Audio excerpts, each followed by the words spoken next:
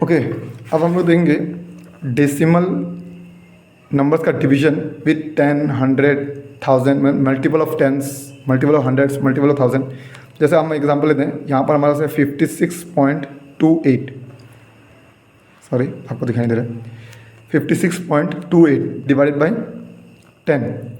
देखिए जब मल्टीप्लाई करते थे ना 10 के साथ, 100 के साथ, 200 के साथ, 300 के साथ, उस केस में हम लोग क्या करते थे, सिंपल डेसिमल को राइट हैंड साइड या पीछे की तरफ लेके जाते थे।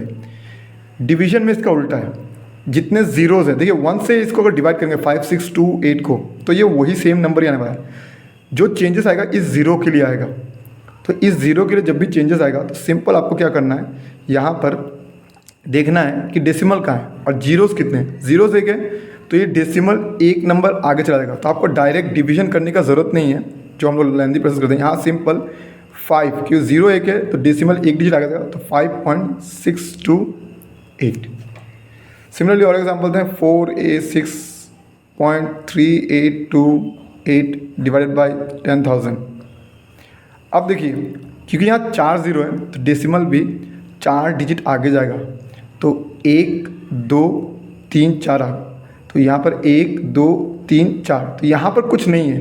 देखिए बचपन में आपने देखा होगा, जैसे हम लोग 5 लिखते हैं, 5 के आगे आप कितने भी ज़ीरो डाल दीजिए वो 5 ही रहता है। सेम वेज 46.3828 के आगे आप कितने भी ज़ीरोज़ डाल दीजिए, ठीक है, वो नंबर वही रहेगा, चेंज नहीं होगा। आपको बीच में कहीं नंबर नहीं डालना है, इसके आगे डालना है या डेसिमल के बाद जो आखिरी नॉन ज़ीरो डिजिट है उसके बाद आप कितने ज़ीरो लगाइए, कोई इशू नहीं है।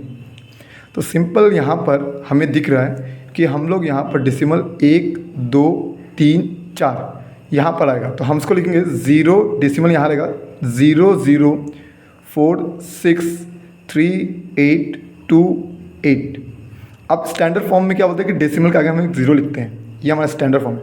तो सिंपल तरीका है डिवाइड करने का। और एग्जांपल लेते हैं 78.23 डिवाइडेड बाई 1000। अब 1000 है तो ये 1, 2, 3, तीसरे में ज़ीरो खाली है, तो यहाँ पर 07823, तो यहाँ डेसिमल था, ये 1, 2, 3 यहाँ आएगा, तो ये 07823 हो गया और यहाँ सिंपल सा ज़ीरो।